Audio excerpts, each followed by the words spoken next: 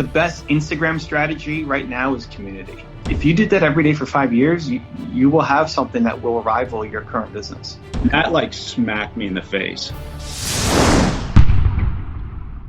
Evan Tisman in the house, ladies and gentlemen. Purchaser of was it my first NFT? I think you were the first guy. Yes. Yeah, I think you were the first one. They've now, I think, doubled since you bought yours. And we've sold another 10 or whatever. So up and away. So part of that is we do the IG Live. So what do you got, man? How can I help? What's on your mind? You know, I the last couple months I've really been off, like just offline, so to speak. I've had a lot going on personally, you know, working on buying this new business and just a lot of stuff that's kept me away from doing this stuff. And you kind of feel like, and then this training with, you know, for this race and Angela and all that. But I don't know. I almost feel like I've been derailed, and I'm trying to figure out the best way to get back on track, because as I'm growing and developing, I'm also realizing how other things are shifting as well. You know what I mean? And not sure how to have that like synergy between what I'm trying to do with the online and then the business. It almost seems like there's been a big divide. So I'm trying to figure out like how to put it back together. Well, didn't you get this business opportunity by posting content? I did, but I can't share how I got it. Sure, that's fine. But you can say that, hey, I posted content and I got this deal as a result of it, right? Yeah, right. So, okay, so I mean, you were on a roll for a little bit, and I remember seeing the videos in the car and you know, the pictures and everything, and then what, you know, when you have a pause, it's a good time for reflection. What did you not even forget about, like what, not worry about what worked and what didn't work, but what did you enjoy from what you were doing and what did you not enjoy? You mean before the break? Yeah. The interaction I was getting, I enjoyed the response I was getting from people, but it was more on the private, personal side, dealing with, you know, the addiction, depression, anxiety, things like that. And people are just fragile in that state. So I really feel good about helping people, because I remember what I felt like, but I wasn't at that point where I really wanted it out there publicly. I'm trying to figure out how to get to the people, and my heart bleeds for that. So that's always going to be something I do, is just my own personal mission to pay it forward. And I don't have the time to spend a lot of one-on-one now. And I guess I was really getting hung up on, okay, how do I scale it? How do I take what I know? What's the kind of vehicle can I wrap in to put it online to start building? And then I ran into some technical stuff, because like I'm just not good at tech, and then trying to find somebody. And I kind of got overwhelmed, and I think I just kind of backed off. Maybe a little intimidated by A, not knowing what to do, and B, once I started thinking about what I wanted to do, not knowing how to do it. So who in your circle can help you with the tech? Yeah, that's my small town. That's a loaded question. But not even like, so what about online? What about people, movement makers? What about people who are part of your community, even if it's not, you know, the biggest community yet? Right. I'm not sure. I'm not sure who can do what. I'm not even sure what I need, to be honest with you. Well, okay. So, you know, I just started a Discord server. Okay. So here's what happened. And I think this is relevant. I was helping Tom Bill launch his NFT over the weekend. And I bought his legendary key and was super involved in the Discord. I didn't know anything about anything. Okay. His wife, Lisa, texted me on Friday, and I didn't even have enough ETH in my wallet to buy it. So I had to bum it off a friend. Because it takes like a week to get it into especially from Canada. So I put out, but it's like, I need to make this happen. I want to get this NFT to support Tom. I don't even know what I get with the NFT. I just want to support Tom because Lisa texted me. Right. And so I'm going to, I asked Drew first. He doesn't have it liquid. So I go to one of my communities and say, hey, who will lend me 3 ETH so I can buy this? And 3 ETH is like $10,000. Yeah, ish, right? So that's not something that most people, I guess, just have, hey, go for it. But anyway, somebody gave it to me, lent it to me. I still got to pay her back. And then I started getting involved in a Discord. So Tom has Discord. I didn't know anything about Discord. So then we launched our own Discord. And it's a great way to connect. And I'm honestly thinking about moving a lot of my communities, even movement makers at some point, from Facebook to Discord. But here's what happened. Like when I got inside Discord, I was on Tom's just to give value, just to give love, just to speak for Tom. Because sometimes when somebody else is saying the message, it's more believable. And then somebody said, hey, I'd love, if you join Discord, I'd love to be part of it. So this one guy, Jonathan, we set it up together. And I gave him full admin rights. It's like, well, let's do it together. He's like, I'll help. But it's like, no, well, how about let's do it together. And it's like recruiting him to join. Because I don't know I'm asking all the newbie questions. I don't know anything about anything of Discord. Roles and the rules and the badges and the up ranking. It's like, it's all crazy confusing to me. But this guy knows it. And he loves the mission of what we're doing. And so it's asking for help, right? Like you love helping all these people who are coming to ask you for help, but now it's asking other people for help and recruiting them. So he's not showing me how to do it. This is the help you really need. He's not showing me how to do it so I can do it. He's doing it. Right. Like there's a bot to set up, if somebody buys one of my NFTs, that verifies them so they can get in a special club and they get a special color when they're in my Discord. I don't know how to do that. I don't want to know how to do that. He just set it up last night for me. Right? So I think that's the difference. You can watch, like you don't want to sit there and watch tutorials, and you don't want somebody to show you how to edit this video or how to do all the technical stuff. You just want somebody to actually take care of it for you. And there will be people who can do that, who you've helped and you've impacted. And I know you've poured so much into people, not just since starting posting Instagram content and YouTube content, but before that. There's so many people you've poured into that there has to be people locally and online who, if you just asked for help and said, hey, I really need, like, if that was your goal, knowing if that was your goal for next month, it would happen. And then it unlocks a lot more fun and creativity and time for you, so it's not as overwhelming. Yeah, and it was the process, because I would think about all the steps needed done, and I would start looking into one, and I'm thinking, well, you got to do this first. Well, wait, you got to go here, and then you're like, and it's, I kind of held back, like, well, actually, I'll get to this in a second. Like, I have an idea on how I want the content to go. I kind of have that flow, but it was about figuring out the infrastructure, how to get it down through, because, like, I have no problem talking, posting, speaking. Like, I'm not worried about that. And I've done a lot of that. So now I'm like, all right, well, it's time to transition this to more of a professional appearance and process. And not knowing what to do over the last probably month, the one thing I did do was I flipped open. I have a laptop that I don't use for anything. I actually started writing, because I'm like, I'm hearing things from all these different people, and like, oh, that's a good quote, or oh, that's that, or it stimulates thought. So I actually, whether nobody does it but me, I've actually started to write it in a book form, starting from just me. And you told me a while ago, like, well, what were the different steps of, like, well, how'd you deal with the health, and how did you deal with the finances, and how'd you deal with the relationships?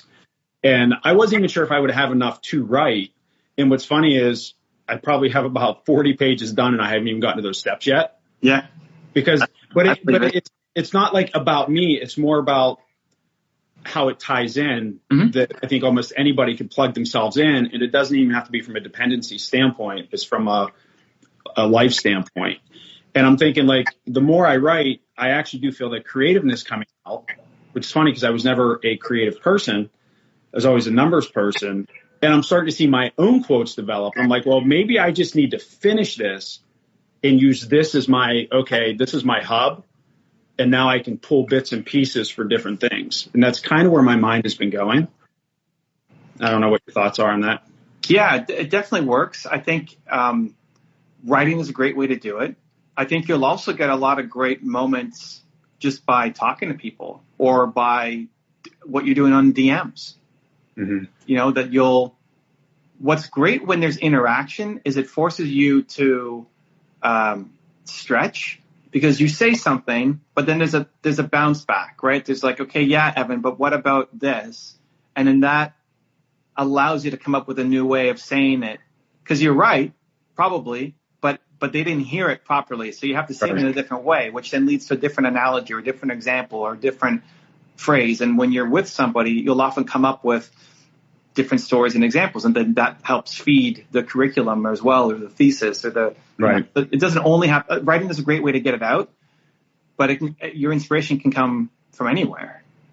As long as you're helping people. I saw it starting as almost like a decluttering. It's the whole ADHD thing bouncing around of like, you know what, just empty your head, get it out, and then do what you want with it. Because like I said, I'll go and my mind just starts jumping, and I have a focus problem, but that's just what I've been doing in the time, because I haven't been posting, but I haven't been totally wasting the time either. Because I'm like, well, in the end, where am I sending people to, or what's my ultimate goal from a message standpoint? I've never been able to answer that question. And one day I'd feel it's this, the next day it's that, and not all valid, all part of a puzzle, but just not, the pieces have not been lining up to where I feel I could do anything with it. And all of your options of where you could send people are all legit and valid, and they've worked for other people. It's just none of them feel right yet. And that's fine. Like you won't find out until you actually start doing it. Like it could be push people to coaching, but then like, I don't want to do one-on-one coaching anymore. So it could be pushing people to group coaching, but maybe that's not the model you want to do either. So maybe it's pushing people to a program. Like you figure they're all great models. The business model exists. Otherwise you wouldn't entertain it. But which one's going to fit for you? You don't know till you do it. Right. I know the one-on-one is never going to, especially not with my day-to-day life now. My business, it's kind of blowing up, which is good. But I have kids too, and I don't have the time to be that dedicated to the one-on-one, at least not right now. So you use it when it makes sense to create content. Right. I get not most people won't want to come public and make a video, but some will. Right. If 5% of them will, that's content that then you're helping one person, but then other people get the benefit from it as well. Right. But I think if you think about, so you bought my NFT. Have you bought an NFT before mine? No. Did you know anything about wallets and ETH and WETH and OpenSeas? Yeah, actually. OpenSea was new, but I've been studying crypto for a few years now, playing around. So yeah, I understood all that. Great. And so, Angela at the beginning said, I'm so jealous of Evan because he's always the first one to do everything. But, it could have been anybody else. Like you gotta be in a position to pull the trigger. Well, and you gotta decide. Like you didn't have all of it figured out. You knew a little bit about crypto and you've been studying it, but you hadn't bought anything yet. And now this became, you decided, okay, I'm going to go off and do it. And, the ADHD is, the entrepreneur's curse, but it also allows for like when you're in something, you're in it. It's like when you decide I need to figure this out, boom, you go and you figure it out and nothing else matters.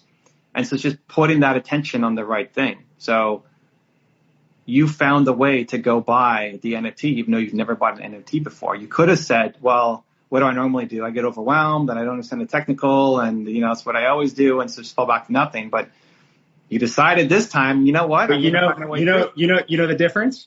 Yeah. I enjoy that technical piece, which is weird because we spend the time on what we enjoy. Like figuring that out, like I'm all in on the crypto world, still learning, but because I have an interest, I'm all in. Editing a video, I could care less. So then I'm like, ugh, why bother? So I understand what you're saying. Like just. Well, and don't edit videos, right? I mean, you don't need to edit videos. Just spit fire into the camera and post. But I could also YouTube a video on transferring to, all the different things too, and then just go do it. I don't have to go look for someone, ask the questions, do it, figure out, interview, trial and error. It's like I get the info and just do it myself. Yeah. But that stuff, I have no desire, so I can't do it. I hear you. And if you just put that intention on finding a person and then they take care of it. Right. I mean, when you started off and saying, well, I want my videos to be more professional, you don't need to. I'm going to film a bunch of videos tomorrow from my car. I'm going to take this phone and film. What's actually funny, I'm sitting in my office, sent my employee home. I have a power outage in the neighborhood, which is why I'm in the dark. I have no internet, no lights. Like I'm sitting by a window and that's it. So. But you look great. You look great. You know, your hair looks great. I'm jealous. You know, you got the you got the picture behind you. You know, like it's fine. There's so many high produced videos that just totally bomb. I actually thought about making a video on this picture, and this might resonate with somebody. I don't know. Can you see the head? No, I just see the tie. Like it cuts off at the tie. Oh, there you go. Oh, yeah. Okay, I know that one. Have you ever seen the movie Thomas Crown Affair with Pierce Brosnan? Ooh, yes, but I don't know that I can remember. Where he steals the painting. That's in it. And Okay. that's always been my favorite painting ever. Okay. And it's fun, you know, just the guy with the apple in front of his face. And I never could figure out like why it was so drawn to me. And I had this conversation with my therapist about a month ago, and we were talking about it. And I said, I love it because it's just the dress, the suits, like that's just what I like. And I said, I always wanted to bring men's hats back. And she's like, well, what are your thoughts on the apple? I said, you know, I'm really not sure. She goes, did you ever think, meaning me with my issues, the stuff that I've dealt with from a mental health standpoint, and you put your images to cover up your insecurities and addictions, all that. She goes, do you ever think that painting represents putting forward as perfect of an image as you think you can, but you're not letting anybody see who you are on the inside? There you go. And that like smacked me in the face. So that's why I have that hanging there. So anyways, I digress, but I share that with people whenever I can because I'm sure that will resonate with somebody that hears that story. And now it's living it. You know, like if you're not making videos because you're worried about editing and being professional, you're still the Apple guy. Well, I guess it's about trying to figure out how to get the attention to get the views. You know what I mean? Posting to post and this and that, not really getting out there. And even from the YouTube standpoint, which it's been a couple months, it's like, okay, figure out basic thumbnails, no big deal, but the contents and stuff to actually make it engaging to want people to come back. And I know a lot of that does have to do. I know you're going to say the content, the message is the most important thing, but you know, I always tell people, they always say you only get one chance to make a first impression. I actually disagree. There's two, because it's what you look like and what you sound like. And if people don't like what they're seeing, they're not going to stick around long enough to hear what you have to say. Or you could have a great message, but have a horrible appearance, and that could turn someone off too. So I kind of felt like, well, you got to kind of have both to a little bit. But not at the expense of not posting. You know, like the message and the consistency. Mm-hmm.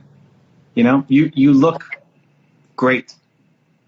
There's no reason why, like if you film from here, just as you are right now, versus having a professional guy come in and film you, it's like 5% better to have the pro come in and film you. Okay.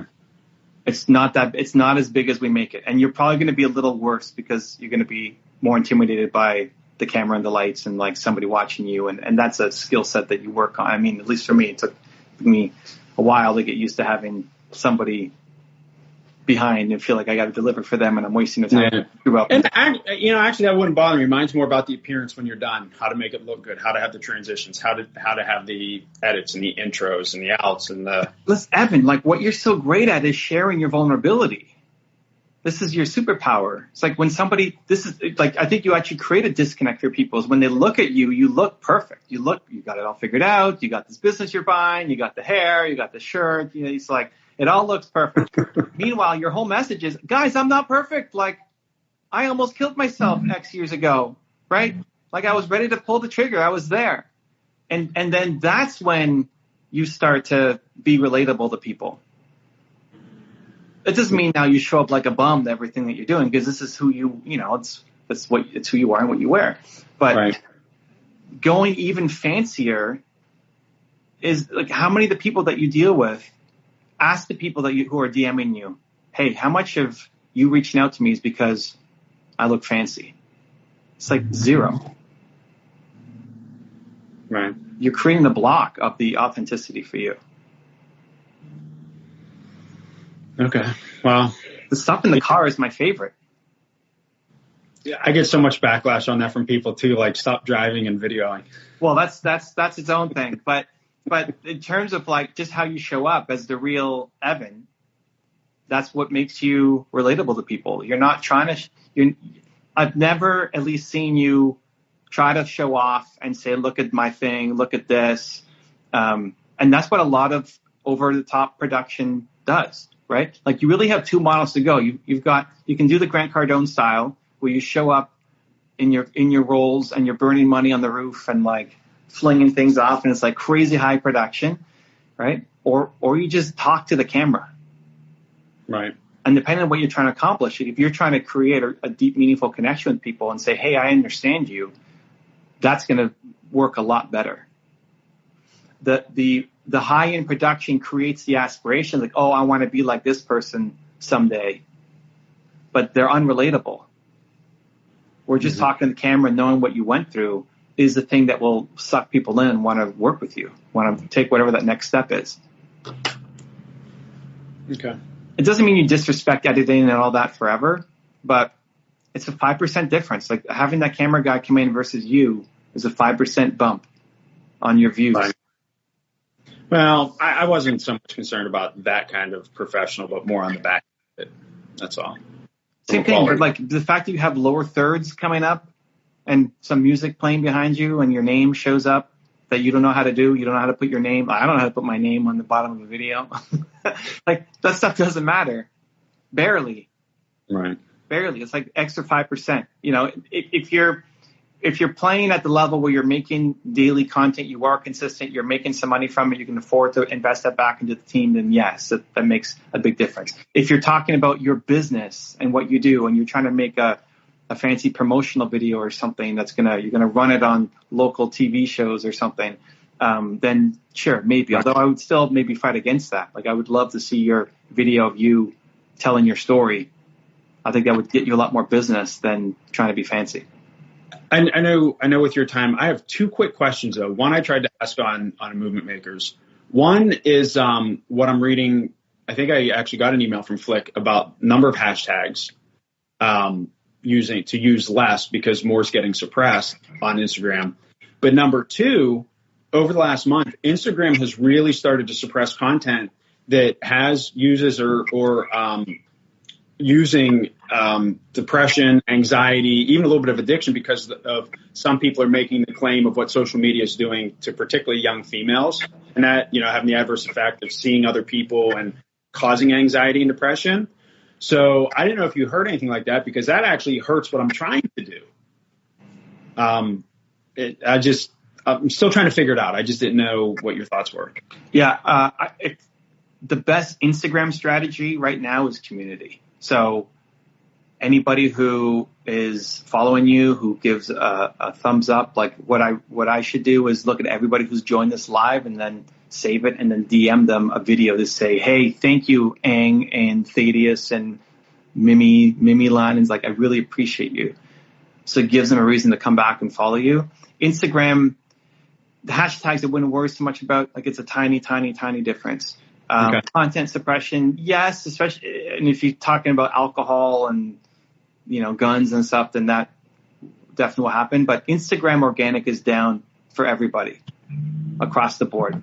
Not as many people are using Instagram, and should I go to TikTok? There's a lot more ads. I don't have. I've been putting some just to have some, but I haven't really done much with or gone in on it. So I don't have a great spot to send people yet. I have more TikTok followers than I do Instagram. It's easier to win on TikTok, at least in terms of getting followers, but the depth isn't there. Okay. The DMing isn't there. You're targeting a really younger audience still for now. Right. So if that was who you're going after, then yes. Okay. But for most people in thought leadership, it's not a good solution. So you still think staying with YouTube and Instagram is my primary and keep it that way? And then if YouTube for sure. But it's a longer game for YouTube, right? Like you need to stay on it. You need to stay consistent for sure. YouTube has only gone up. Instagram for now is where I would still be. I'm getting deep into Discord, so I'm a big fan of that now. So but that's more time. Like right. You gotta invest your time. I have more XP or more levels on Tom Bilyeu's Discord server than some of his moderators because I spent a bunch of time in there talking to people. Mm-hmm. So it's anti-leverage. Like it disappears as soon as the conversation is over, right? Like it's a chat stream that's flowing. For you, I would still do Instagram. Maybe TikTok becomes something that you could do, but there's no other place. Like Clubhouse could be good for audio only, but again, the content doesn't live super long. It's everybody's facing it. It's why so many people from Instagram are going to YouTube. Well, I guess my primary thing right now isn't, I would like it to become professional from a business standpoint, but I'm not worried about that. Like, I have a business. Like, my chase isn't money in this. So I would like to create something of value that if I got hit by a bus tomorrow, well, my stuff would still be out there and maybe help somebody 5 years from now. And then I figure if you do enough of that, well, the rest will take care of itself. Well, then you need to listen to your own advice. You know, like if you're thinking about 5 years from now, then YouTube has to be the play, but you're not consistent on it because you didn't get enough results like on the last video or the last 5 videos. Like right. if you can actually remember, hey, I'm making this for where I'm going to be in 5 years, because the stuff you talk about is still going to be a problem in 5 years, right. Unfortunately, right? Like I used to think I wanted this to replace what I'm currently doing. COVID made me get a new appreciation for my business because it's very residual. And then my content led me to a really big deal. So I've kind of refocused like, all right, well, this is game changer, life changer kind of thing. So now I don't want to say it's a passion project, but I feel like, well, now I can do it right. And I want to do it right in a not a non-frustrating kind of way, but it has shifted. Like I've gone back and forth like 4 times. So where I'm at now, what I thought I wanted to do brought me the opportunity to make what I didn't think I wanted to do even bigger. So like, I can't ignore that. So it's kind of, you know. Great. So if you don't need it to pay off right away, right. Then what you invest in is not the professionalism. You invest in whatever the thing is that makes it more convenient for you and more fun for you. Right. Because if you're making daily content for the next 5 years, holy cow, with your heart and your message, you will build something that could rival your current business. And then you have the luxury to pick which one you right. want to do. So what roadblocks are in the way of you having fun making content? It's not professionalism and lower thirds and editing. Like, what do you need that, hey, you're jazzed to show up today? And I get you have a certain amount of time, you know, like I've got this amount of time every week to make content. And what do I need around me? If I don't care about it paying off right away, what do I need around me so it's fun for me to show up and I'm proud of what we create? Right. Okay. If you did that every day for 5 years, you will have something that will rival your current business. Okay. And then you pick. I mean, you keep doing both. You can pick. You can hand one off to somebody else. I mean, it's. Well, we're gonna flip this one. So. There you go. Yeah. No, that's a game plan. So I guess I'll end with this. Looking at the time, there's no way Angela or anybody else was going to get that NFT of yours for the simple fact that 1, it was on depression, so I had to get it. But 2, your thing with the closet, if you look at mine, it is color coordinated. And I use a little spacer. Like, I'm not kidding. I use a little spacer between because I don't like my shirts to touch in a closet. Like, I'm real OCD about that. So it was like, doesn't matter. I'll never sell, I'll never do anything with it. But it's like, that was like the perfect one because depression's my topic. And the OCD in it is just like, you couldn't have had a better one. When I saw it, I'm like, I have to get this. I love it. We came and we took a picture of your closet and then we turned it into the NFT. Yeah, that's about it. Love it. Cool, man. I appreciate you. I really do. Thank you for being NFT number 1 and still super pumped for everything that you're going to make, dude. If you want to see another awesome one-on-one I did with an entrepreneur just like you, check out the video right there next to me. I think you'll enjoy it. Continue to believe, and I'll see you there. You think you got it dialed in, man? Like, this is nothing. You're so blind to what you could be doing. I struggled to keep it consistent.